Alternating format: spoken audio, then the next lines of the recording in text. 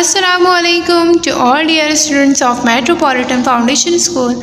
I hope you all are fine and safe. और जैसे कि आप सब जानते हैं कि लॉकडाउन के बाद हम वीडियोस के थ्रू पढ़ा रहे हैं। मैंने आप लोगों को आपकी फ़र्स्ट वीडियो के अंदर आपके 2 लेसन्स को कवर कर दिया था, आपको रिवीजन करा दिया था। ठीक है, उन 2 लेसन्स के नेम जो हैं वो हैं मटिल्डा और the meet of Tom Sawyer और ओलिवर ट्विस्ट। इन दोनों यूनिट्स की मैंने एक्सरसाइजेस और जो है क्वेश्चन आंसर्स को रिवीजन करा दिया था और आज हमें 2 यूनिट्स को और रिवीजन करना है। जो आज के हमारे 2 यूनिट्स हैं उनके नाम हैं मटिल्डा और the secret of sea view cottage. So first of all, open the index and let's see the page number. I have opened the contents and see the unit. First unit, the secret of Seaview Cottage, which is on the page number 9. The secret of sea view cottage. इस story के अंदर क्या था कि कुछ बच्चों का जो है ग्रुप जो है मिस्टर मिलमैन जो कि उस ग्रुप के स्काउट मास्टर थे उनके साथ एक ट्रिप पे आता है, एक सीव्यू कॉटेज के ऊपर आता है। सीव्यू के ऊपर एक कॉटेज होता है, वहाँ आते हैं वो लोग पिकनिक के लिए। ठीक है, अब वहाँ क्या होता है कि उनमें से जो है एक बच्चा जो होता है जिमी, वो मिसिंग हो जाता है। ठीक है, अब क्या होता है वो उस कॉटेज के अंदर उसे ढूंढना शुरू करते हैं। वो कॉटेज के अंदर कुछ चीज़ें ऐसी स्मगलर्स ने कुछ चीज़ें ऐसी छोड़ी हुई होती हैं कि ऐसा लगता है उन लोगों को जैसे कि भूतिया घर हो, भूतिया कॉटेज हो, बट ऐसा नहीं होता। वहाँ स्मगलर अपनी स्मगलिंग कर रहे होते हैं जिसकी वजह से वो उसे ऐसा बना देते हैं और ऐसी कहानियाँ उस कॉटेज के खिलाफ कर देते हैं, उड़ा देते हैं, फैला देते हैं कि लोग उस कॉटेज में जाते नहीं हैं डर के मारे। बट जिमी जो होता है वो वहाँ पे घूमता घूमता वहाँ चले जाता है, जिसकी वजह से उसे जो है वहाँ के स्मगलर्स जो होते हैं वो किडनैप कर लेते हैं और उसे बांध के उसी कॉटेज के अंदर छुपा देते हैं। अब जो स्काउट मास्टर्स वगैरह और दूसरे जो बच्चे होते हैं वो जिमी को ढूंढना स्टार्ट करते हैं, अपने साथी को। वो उसे ढूंढ तो लेते हैं बट वहाँ पे फिर उन्हें एक इंकशाफ ये भी हो जाता है कि ये कॉटेज कोई भूतिया कॉटेज नहीं है, यहाँ स्मगलर अपनी स्मगलिंग कर रहे हैं। ठीक है, ये थी इसकी स्टोरी। अच्छा, अब हम अपने जो है एक्सरसाइजेस क्वेश्चन आंसर्स की तरफ मूव आउट करते हैं। फर्स्ट क्वेश्चन जो था हमारा, how long was the sea scout troop going to be on holiday? कितने दिन के लिए सी स्काउट के जो ट्रॉप्स के जो लोग होते हैं वो कितने दिन के हॉलीडेज़ के लिए जाते हैं? The sea scout troop was going to be on a month's holiday. वो पूरे मंथ के लिए हॉलीडेज़ पर जाते हैं। जो स्काउट मास्टर के साथ जो बच्चे हॉलीडेज़ पे जाते हैं उन्हें क्या कहा गया है? Sea scout troop. ठीक है, कंफ्यूज होइएगा, ये सी स्काउट ट्रॉप वही स्काउट मास्टर वाले ग्रुप को कहा गया है, वो पूरे मंथ्स के लिए हॉलीडेज़ पर जाते हैं। नेक्स्ट क्वेश्चन देखते हैं हमारा। नाउ सेकंड क्वेश्चन है हमारा, which expression tell us that the sea scout joined the adventure? Sea scout के ऊपर हमसे पूछा गया है, सी स्काउट जो ट्रॉप था मतलब बच्चों का जो ग्रुप था उसके ऊपर फर्स्ट इम्प्रेशन सीव्यू कॉटेज को देखकर क्या पड़ता है? There hearts were beating with excitement and hardly able to credit the fact that they were have a great adventure. उनकी जो हार्ट बीट होती है एक्साइटमेंट की वजह से वो बहुत ज़्यादा तेज़ चलना शुरू हो जाती है और वो बहुत ज़्यादा एक्साइटेड होते हैं इस चीज़ को लेके कि उन्होंने एक अच्छा एडवेंचर जो है रहा उनका। ठीक है, अच्छा हमारे पास जो थर्ड क्वेश्चन है हमारा, Bob Wills was scared after returning from the staircase. Do you agree? Give reason.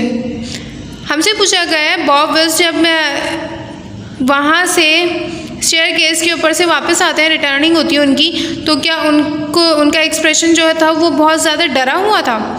Yes, he was scared, he was gasping and scanning ghost. वो गोस्ट की वजह से बहुत ज़्यादा डर जाते हैं। He fell down on the floor due to fear. वो डर की वजह से गिर भी जाते हैं। ठीक है, अच्छा जी, अब हमारा जो नेक्स्ट जो क्वेश्चन है हमारा है, which words and phrases tell us that the treasure had been hidden a long time. किस चीज़ की वजह से आप ये कह सकते हैं कि वो ट्रेजर जो था वो बहुत ज़्यादा हिडन था, बहुत लॉन्ग टाइम से, बहुत ज़्यादा लॉन्ग टाइम से उससे छुपाया हुआ था? बीच्ड स्केलेटन था वहाँ पर। ठीक है, जंपिंग स्मोक्स थे, बोन्स थी, gold and silver articles were hidden in a deep recess in the wall. Gold और सिल्वर की जो ज्वेलरी थी वहाँ पर वो हिडन किए गए थे एक वॉल के बीच के अंदर गड्ढा खोदकर, दीवार के बीच के अंदर गड्ढा खोदकर वहाँ पर जो है ख़जाने को छुपाया गया था। और वहाँ क्या क्या था, आपको स्मोकिंग मिल गई थी, स्मोकिंग के लिए सिगरेट वगैरह वहाँ पर पड़ी हुई थी, बोन्स पड़ी हुई थी, बीच स्केलेटन पड़े हुए थे कुछ। ठीक है, इससे लग रहा था कि वो बहुत अरसे से वहाँ पर छुपाया गया था उसे। ठीक है,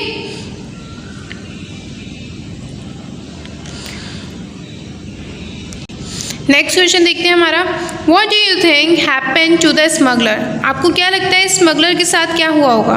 I think the smuggler were got arrested. Smuggler को अरेस्ट कर लिया गया होगा क्योंकि उन लोगों को वहाँ पे स्मगलर्स ही मिलते हैं, जिमी जो होता है वहाँ पे बेहोश मिलता है। What do you think was the most exciting part of the story. और आप लोगों को इस स्टोरी को कौन सा सबसे ज़्यादा स्टोरी का जो एक्साइटिंग पार्ट लगता है वो कौन सा लगता है? The most exciting fact was when the scout troop find out the heap of gold and silver, because they were not expecting this to happen. They were just patrolling to find their partner. उन लोगों को जब ख़जाना मिलता है तो उन लोगों ने वो बिल्कुल भी एक्सपेक्ट नहीं किया होता कि उन्हें इस तरीके का गोल्ड और सिल्वर मिलेगा, क्योंकि वो बस अपने पार्टनर को ढूंढ रहे होते हैं, उनका ख़जाने की तलाश नहीं होती। सो वो उनकी ज़िंदगी का बहुत ज़्यादा एक्साइटिंग मोमेंट था। ठीक है, अब हम अपनी एक्सरसाइजेस की तरफ मूव आउट करते हैं।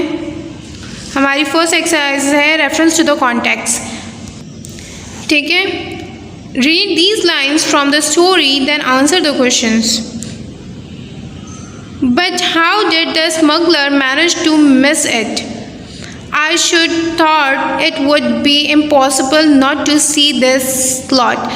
हम लोगों ने फ्रेज यानी कि एक जुमला लिया है बुक का, उसमें क्या कहा जा रहा है कि स्मगलर ऐसे कैसे इस ख़जाने को यहाँ पर छोड़ के जा सकते हैं। ठीक है, अब हम उस पर डिस्कशन कर रहे हैं। फर्स्ट वाला देखिए, हु, और ये जो हमें क्वेश्चन दिए गए हैं हमें इनके आंसर करने हैं। पहला है हमारा Who said these words and to whom? ये लाइंस जो हैं किसने कही थी और किसको कही गई थी? ठीक है, तो आंसर है mister Milman said these words to Jordan tumble. ठीक है, उसके बाद बी देखिए हमारा, what is being spoken about? It is being spoken about the pill of gold and silver.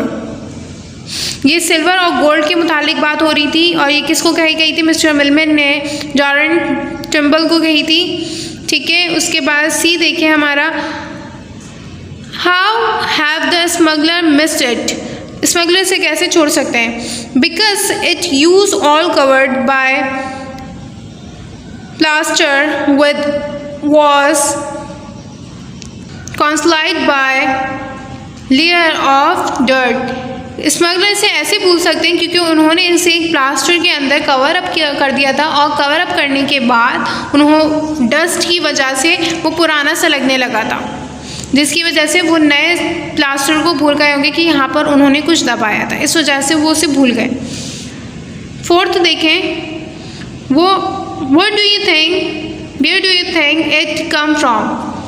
आपको क्या लगता है कि कहाँ से आया है? From maybe from a bank, कि स्मगलर से ये पैसा कहाँ से चुराया होगा, आपको क्या लगता है? तो उन्होंने उन्हें बोला कि may be from a bank, bank को लूटा होगा उन्होंने, वहाँ से ये निकाल लिया होगा। ठीक है, अब हमारी एक्सरसाइज खत्म, अब हम अपनी दूसरी एक्सरसाइज को देखते हैं। दूसरी है, you are too late sir, he called out. ठीक है, फर्स्ट वाला है इसका, Who says these words and to whom? Again हमें वही क्वेश्चन पूछा गया है एक फ्रेज को लेकर कि ये किसने जुमला कहा और किसको कहा। You are too late, sir. He called out. ठीक है, इसका आंसर चेक करते हैं अब हम।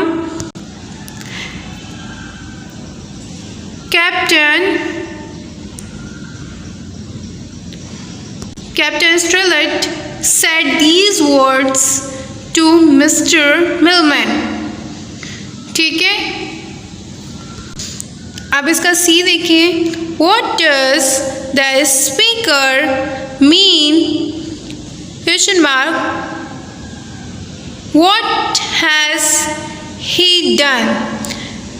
कि स्पीकर का इस जुमले से क्या मतलब था और वो क्या कर चुका था। ठीक है, इसका आंसर चेक करते हैं अब हम। He meant about the 4 people whom he kidnapped them with his second meat। उससे क्या कहने की कोशिश की, वो 4 पीपल्स के बारे में बोल रहा था जिन्हें उन्होंने किडनैप किया था। ठीक है, अब हम अपने question number exercise number C की तरफ देखते हैं। एक्सरसाइज सी क्या है हमारी, Here are some nautical expression, what do they mean? Nautical expressions के बारे में बताना है हमें। Find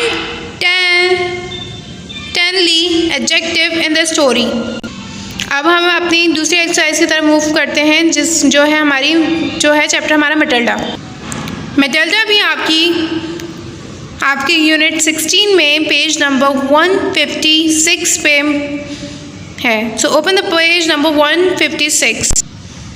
मैटिल्डा की स्टोरी ये थी कि मैटिल्डा भी एक जो बच्ची थी, वो लड़की थी, वो ऐसी बच्ची थी जो कि जिसको समझना बहुत ज़्यादा मुश्किल था। मतलब वो अपनी फैंटेसी के अंदर गुम रहती थी और जो चीज़ वो सोच लिया करती थी वो करके रहती थी। मतलब अगर उसने सोच लिया है कि ये काम करना है, या फिर उसने अपनी फैंटेसी के अंदर सोच लिया कि ये काम करने पे बहुत ज़्यादा एक्साइटमेंट होगी, सो वो काम कर लेती थी। सो उस बच्ची को समझना भी बहुत ज़्यादा डिफ़िकल्ट था। हर वक्त पैनिक क्रिएट करती थी, झूठ बोलती थी, अपनी फैंसिटी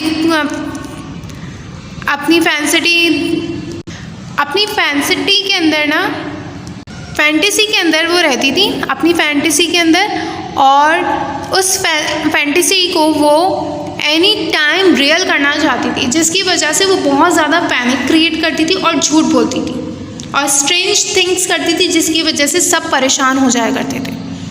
ठीक है, अब इसके क्वेश्चन आंसर्स को देखते हैं। फर्स्ट क्वेश्चन है हमारा, what do we learn that Aunt thought Matilda was a difficult child? Aunt को कब पता चला कि मटिल्डा एक डिफ़िकल्ट चाइल्ड है, ठीक है। Aunt thought that Matilda was a difficult child because she always created a panic and always ready to do strange things and always telling a lie. Matilda, उसकी आंट को इसलिए लगा कि Matilda एक difficult child है क्योंकि वो हर वक्त स्ट्रेंज थिंग्स को करती थी, एनी टाइम रेडी रहती थी स्ट्रेंज थिंग को करने के लिए, एनी टाइम वो पैनिक क्रिएट करती थी और झूठ भी बोलती थी, जिसकी वजह से उसके आंट को जो लगा कि मटिल्डा एक डिफ़िकल्ट चाइल्ड है जिसको समझना थोड़ा मुश्किल है कि वो कब क्या करे, ठीक है। दूसरा हमारा था, दूसरा क्वेश्चन देखें। दूसरा क्वेश्चन हमारा क्या है, which word does the poet use to describe Matilda's habit of telling a lie. इस पोम के अंदर पोएट ने कौन से ऐसे वर्ड्स यूज़ करे हैं, कौन सी ऐसी लाइंस यूज़ करी हैं जिसकी वजह से उसने मटिल्डा की झूठ बोलने की आदतों को डिस्क्राइब किया है उन लाइंस के अंदर। आंसर चेक करते हैं। Poet use these words for Matilda's habits. First क्या उसने डिस्क्राइब किया है, Matilda told such dreadful lies, नाकाबिले बर्दाश्त झूठ बोलती थी वो लड़की, ठीक है।